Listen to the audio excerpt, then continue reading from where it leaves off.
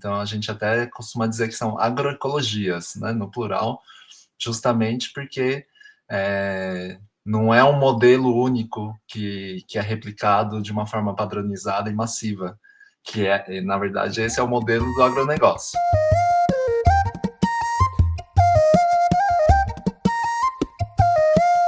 O que é agroecologia? O que ela se diferencia da agricultura convencional? E também pode colocar aqui na mesa para a gente discutir o que é esse agronegócio também, né? Qual a diferença entre essas práticas todas, para a gente entender o que é a agroecologia e quais são os benefícios que ela tem para o meio ambiente e também para as comunidades, para a população rural.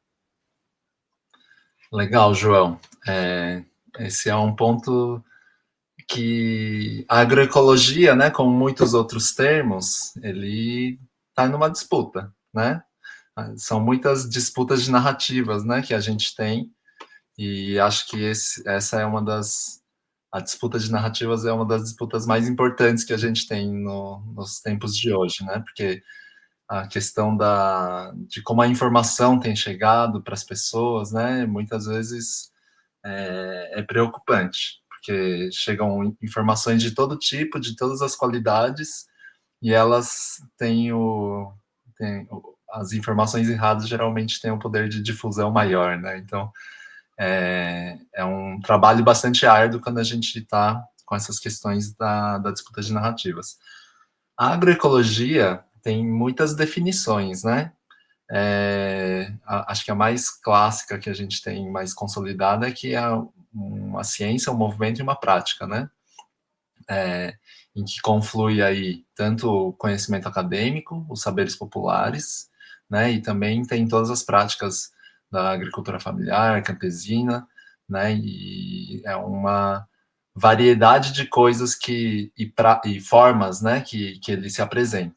Então a gente até costuma dizer que são agroecologias, né, no plural, justamente porque não é um modelo único que é replicado de uma forma padronizada e massiva, na verdade, esse é o modelo do agronegócio, né? Como você já pediu para fazer essa comparação, a agroecologia ela está preocupada para além da produção, né, agrícola e muitas vezes de alimento, né, mas não somente, de uma forma integrada com a natureza. Então, respeitando os seus ciclos, respeitando a biodiversidade, respeitando também os saberes tradicionais, né, relacionados a essa diversidade. Então, a gente está falando também da sociobiodiversidade, e é uma explosão de coisas, né, que tem envolvido quando a gente fala da agroecologia. Então, a gente vai falar de uma série de variedades locais, né, a gente fala de sementes crioulas, a gente fala de formas até da própria economia, né, uma economia solidária. Então, é uma ferramenta que ela tem, como diz o Luiz Carlos Pinheiro Machado, né, a capacidade de se contrapor ao agronegócio em quantidade, em qualidade, né, em escala, e é uma contraposição mesmo, porque ele volta às raízes, né, do que são essas coisas para a humanidade. Enquanto o agronegócio foca na produção de commodities, né, que são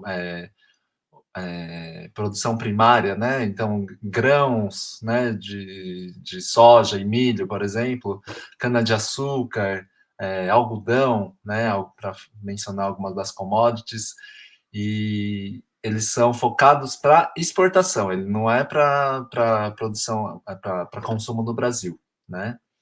Então, ele se baseia muito mais no lucro, né, do que em qualquer outra coisa. Então, daí a gente já começa a entender alguns aspectos, né, do que a gente está vivendo hoje. Porque justamente um café, né, que acho que está sendo o maior símbolo, né, para ilustrar o aumento dos preços, ele deixou de ser um alimento, né, para se tornar uma commodity, né? Então, as políticas públicas tratam esse produto como uma mercadoria, simplesmente. Então, entra na bolsa de valores, sofre especulação, né? E muitas vezes o que a gente sofre no bolso é fruto dessas especulações que tem em torno do que deveria ser a comida, que é um direito, né? E está, inclusive, reconhecido e assegurado pela Constituição Federal. Então, a gente está pegando um direito e tornando ele mercadoria, né? Então, dessa forma, quem acessa são as pessoas que têm poder aquisitivo, né? E a gente sabe que, infelizmente, a gente vive num dos países com maior desigualdade socioeconômica do mundo, né? Então, isso acaba gerando situações das mais perversas até, né? Em que a gente tem a situação de fome, né? E alta de preços de comida, principalmente, está diretamente relacionado com essa situação que é muito calamitosa. E daí, para piorar a situação, a gente ainda tem todo o contexto de crise climática, né, que também tem pegado muito as grandes cidades, principalmente, né, quando a gente vê no noticiário, mas tem atingido a produção agrícola de uma forma geral, né, a produção de alimentos, então também fica um pouco mais comprometida. Então, são várias coisas que a gente vai puxando a partir de um fiozinho, né, que a gente encontra e acha que é uma coisa vai ser pouca, mas a gente vai descobrindo todo o universo a partir da comida.